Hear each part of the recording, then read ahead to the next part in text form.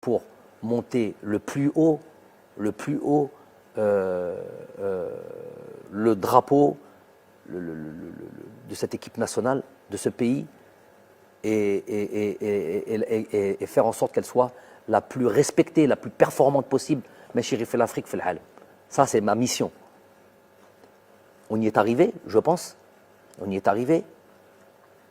Pas complètement, puisque sinon on serait déjà en Coupe du Monde et on va se laisser quand même, on en parlera peut-être après, on va se laisser peut-être une lueur d'espoir, mais c'était ça l'objectif. D'une certaine manière, il a été atteint cet objectif. Et ce peuple croit encore en nous, nous croit capables de continuer à leur donner, donner de la joie, faire en sorte de voir cette équipe-là performante, forte, capable de rivaliser avec les grosses nations, capable d'enchaîner des victoires, tout simplement. On est là pour la gagne. Et ça, je ne peux pas tourner le dos. Je peux pas tourner le dos à ça, malgré la tristesse, malgré l'accablement, malgré tout. Ça me donne encore plus de force, plus que ces arbitres, plus que ces conspirateurs, plus de l'intérieur comme de l'extérieur. Plus qu'il y a des gens qui ne sont pas beaucoup à l'intérieur. 6-7 personnes. 6-7 personnes très facilement identifiables. Les khedmou, مشوار شخص ماشي مشوار. Des projets qui suivent des projets personnels qui sont là à travers à venir foutre la zizanie, mettre le fauda, avoir des haines personnelles, jamais d'espoir, il n'y a que du mal en eux, il n'y a que du sombre en eux. Quand ça gagne ou nestefrah et que c'est une évidence, ils sont obligés un peu de se ranger tout en diminuant le mérite des joueurs, le mérite de ceux qui travaillent. Quand il y a une petite, quand il y a un échec, et dans le football et dans le sport, il y en a.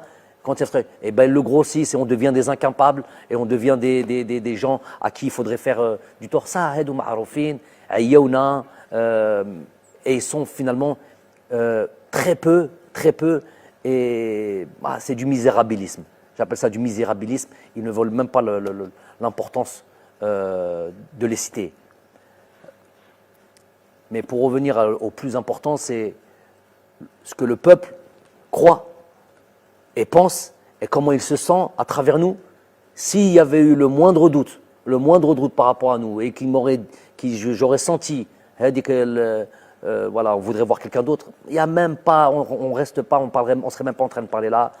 On dit salam alaikum, on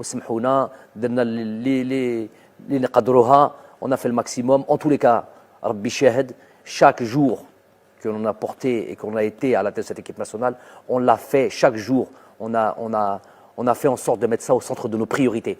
Même si on n'est pas là directement, même si on n'est pas en Algérie directement, on contrôle notre championnat, on contrôle nos joueurs algériens partout où ils sont, de là où on est, parce qu'on est investi dans notre mission tous les matins quand on se réveille. Donc, Hedi, moi, je ne suis pas inattentif à ça. Je suis plus que réceptif à cet engouement, l'envie du peuple de nous voir continuer. Et c'est impossible de leur tourner le dos. Et donc, on se doit de continuer cette mission. On va le faire comme on l'a fait, avec le cœur. On va le faire avec tout notre investissement. On va le faire avec notre envie, notre détermination, notre âge, j'ai envie de dire. Parce que هذا الشعب يستاهل هذا الخير. وإنشالله que ce soit une bonne décision dans l'intérêt du pays. Avec, je vous ai dit, on n'oubliera jamais cette tristesse, mais on a envie aujourd'hui de rendre au peuple ce qu'il veut et de refaire, d'aller recréer de l'espoir, le farha, هذاك الشعب اللي يحب كرة القدم. Et nous on est pleinement investis. Donc quand on a dit qu'on a été attentif, que je suis attentif à l'espoir que le peuple a en nous et qu'on se doit de repartir de l'avant et d'aller recréer une dynamique. Après, il faut une stratégie. Parce que tout marche à la stratégie. Le Hamas mliha, le Tomouh mlih, mais les toujours stratégie. On a eu le temps de penser. Je vous ai dit, moi, ma vie, ce n'est que ma famille et mon football. Alors encore plus quand c'est mon équipe nationale. Donc on a eu le temps de penser à la stratégie que l'on va mettre en place. Le nouveau souffle, un souffle qu'on va envoyer à ce groupe, à créer voilà, une autre dynamique. Ne pas, je l'ai dit en conférence de presse tout de suite après le match, ne pas tout jeter bien sûr à la poubelle, évidemment, ne pas tout remettre en question. On a atteint certaines choses qui étaient, je me rappelle de 2018 quand je suis arrivé et aujourd'hui, on a atteint certaines choses plus qu'intéressantes qui nous a amenés ici. On a tout sauf démérité sur ces deux matchs du Cameroun. Je l'ai dit, c'est pas la meilleure équipe, Beddalil, qui s'est qualifiée à la Coupe du Monde. C'est l'injustice des fois du football, la cruauté du football. Donc ça veut dire que cette équipe-là, ce groupe-là, il a des ressources. Évidemment, de toute manière, avec ou sans qualification, il y a plein de choses qui allaient arriver après ça. On est dans la perpétuelle, réflexion sur comment faire de ce groupe un groupe encore plus performant. Donc, c'est plus là-dessus sur lequel on va se baser. La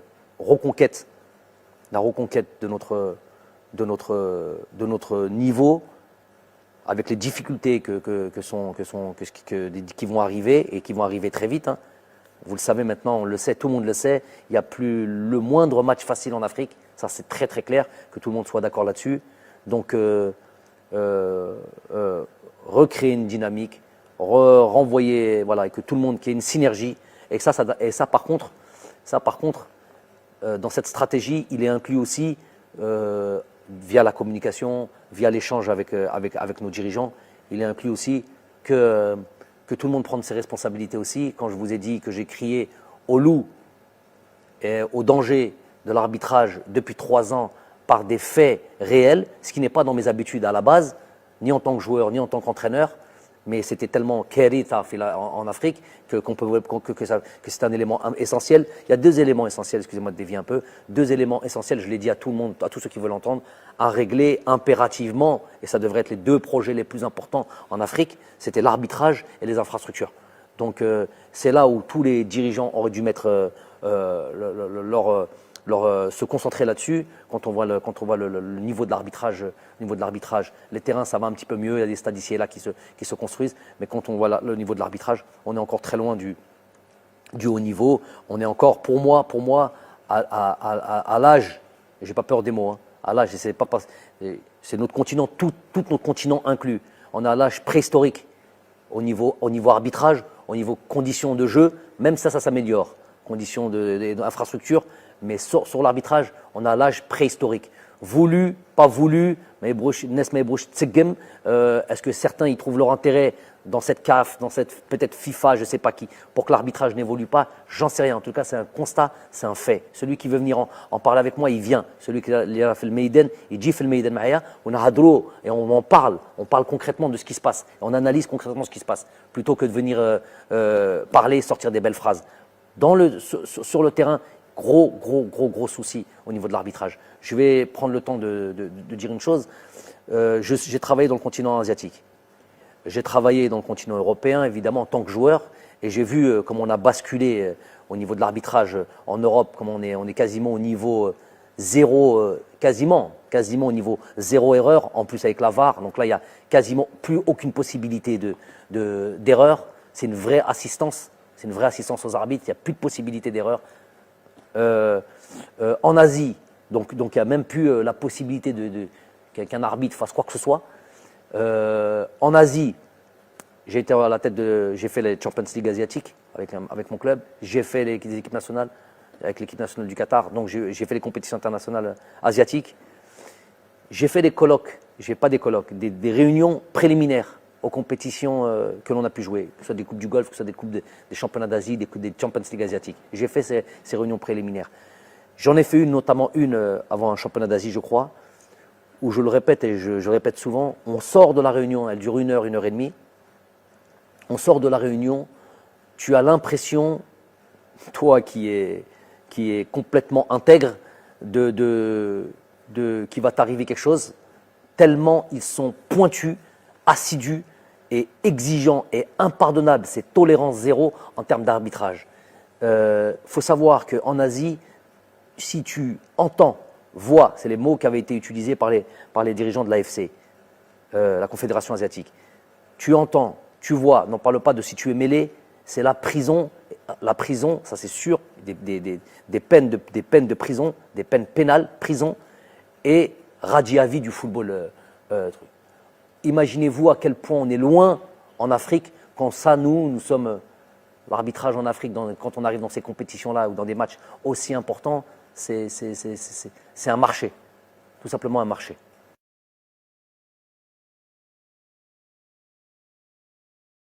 Ok, donc effectivement, on est dans ce groupe avec l'Ouganda, la Tanzanie, le Niger. On retrouve le Niger. Comme je l'ai dit, et que tout le monde le sait maintenant, il n'y a plus de petites équipes en Afrique. On a pu le voir durant cette CAN, par exemple, qui a regroupé. On a vu la phase de groupe, où toutes les équipes, les grosses équipes, ne serait-ce, prenons en exemple le champion d'Afrique, le Sénégal, avec cette première victoire, je me rappelle 1-0, 97e minute sur penalty de Mané contre, je sais plus, contre le Zimbabwe, je crois, ou je ne sais plus contre qui. Ce 0-0 contre la Guinée, bon, la Guinée était quand même une très bonne équipe d'Afrique. Ce 0-0, je crois, contre le Malawi, ou comme au troisième match. Bref, tout le monde sait la difficulté des matchs africains, le niveau des joueurs africains, pour le coup, ça c'est quelque chose de positif qui est là. Est-ce que c'est dû à l'exode de ces joueurs-là qui vont jouer dans d'autres continents, notamment le continent européen? Est-ce que c'est ça? Est-ce que c'est la formation? Je sais qu'il y a beaucoup de pays qui travaillent à la formation, le Sénégal, le Mali, c'est des pays où ça forme, d'autres pays aussi, Sud-Afrique, l'Afrique du Sud. Donc c'est aussi dû à ça. Donc le joueur africain est maintenant quasiment complet, même dans les petites, entre guillemets, les petites nations du football africain. Donc ça, il n'y a pas de doute là-dessus. Donc on a ces deux premiers matchs contre l'Ouganda à Oran, Inch'Allah, et le match contre la Tanzanie en Tanzanie. Donc effectivement, on rentre pleinement dans ce travail. De nouveau, l'étude de ces équipes-là, travailler sur nous, sachant que c'est travailler sur nous, notre équipe, notre groupe, et cet esprit de reconquête qui va nous animer. C'est des dates qui sont toujours un petit peu compliquées, parce que c'est des dates qui arrivent en fin de saison, où les joueurs arrivent fatigués, où les joueurs ont juste une envie, c'est de partir en vacances. À raison, quand on a une saison lourde comme ça, on a envie de récupérer. Donc ça c'est une chose, c'est notre donnée.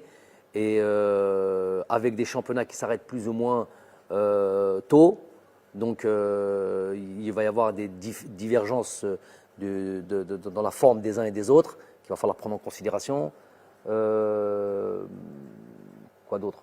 Donc tout ça, ça va être évidemment étudié, suivi, et voilà, faire en sorte, surtout, et puis surtout, voilà, le moral des troupes, parce que effectivement, il va peut-être y avoir des joueurs qui étaient là pour cette double confrontation contre Cameroun et qui ne seront pas là au mois de juin pour ces deux matchs contre l'Ouganda et la Tanzanie. Mais il y aura aussi un noyau qui est là et qui a été touché. Je sais, qui est lourdement touché, parce qu'ils avaient beaucoup d'espoir dans cette qualification à la Coupe du Monde. Donc il